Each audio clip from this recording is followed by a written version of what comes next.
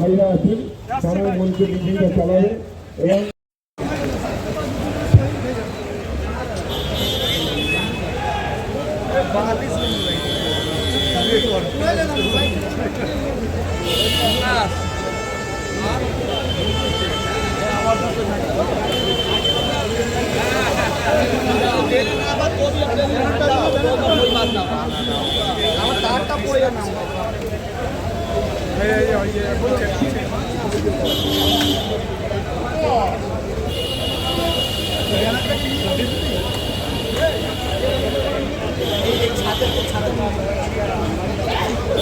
বক্তব্য রেখে পরে আমরা এখানে বক্তব্য রেখে তারপরে আমাদের মিটিংটা শেষ হবে।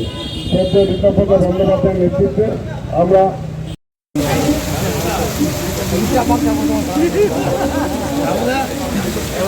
পালিয়ে গেলে তুমি যাবে কিতে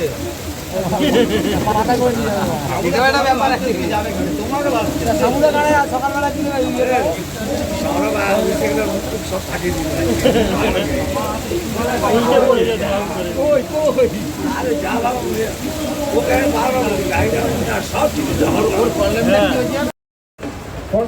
সুরক্ষিত আছে, কিন্তু সেই মাইনে আমরা সরাসরি আমাদের সরকারের থেকে দিই এবং যাদের তাদের যে ন্যায্য দাবি আমরা সেগুলো মানি।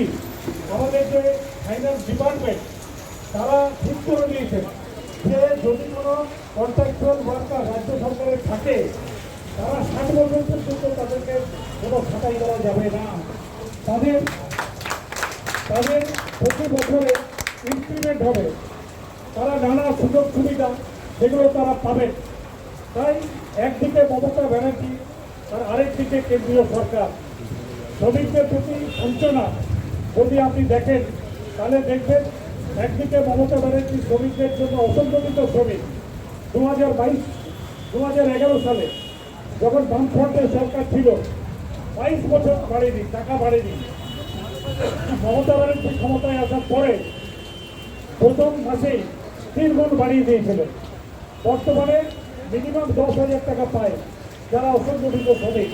সংগঠিত ক্ষেত্রে প্রতি বছর এই কেন্দ্রীয় যে বাজেট সেই বাজেটে বিএসএনএলকে দেওয়া হয়।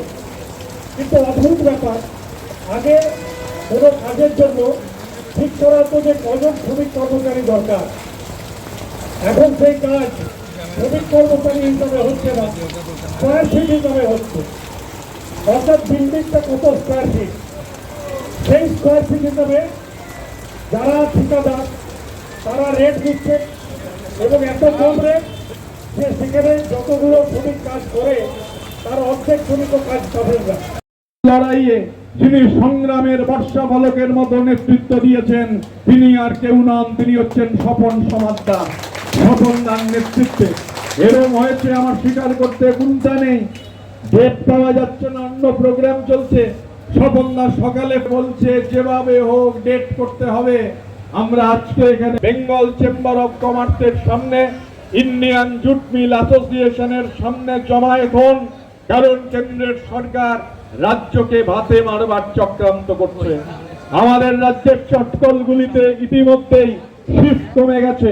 বিভিন্ন বিজেপি শাসিত রাজ্য তারা অর্ডার দিচ্ছে না, চাল ভরার যে ব্যাগ লাগবে, গম ভরার যে ব্যাগ লাগবে, চিনি ভরার যে ব্যাগ লাগবে, বাতিল না করা অবধি আন্দোলন চলবে।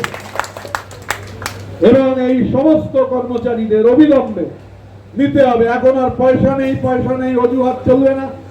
তাহলে বাজেটে যে কথা বলা রয়েছে হয় বলতে হবে ওটা মিথ্যে কথা। কেন্দ্রীয় সরকার মিথ্যে বলেছেন। বাজেটের পাতা উল্টে আমরা দেখতে পাচ্ছি 82,916 কোটি টাকার কথা আপনারা পেয়েছেন বলছেন, আর সেখানে দাঁড়িয়ে কেন এই কর্মচারীদের নেওয়া হবে না?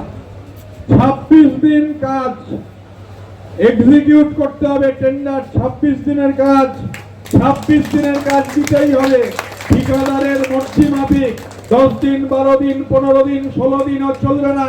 টাকা এসে গেছে ভুলে যাবেন না, বলতে পারবেন না টাকা আসেনি। ঘোষণা হয়েছে 82,916 কোটি টাকা, 26 দিনের কাজ আপনাদের দিতে হবে।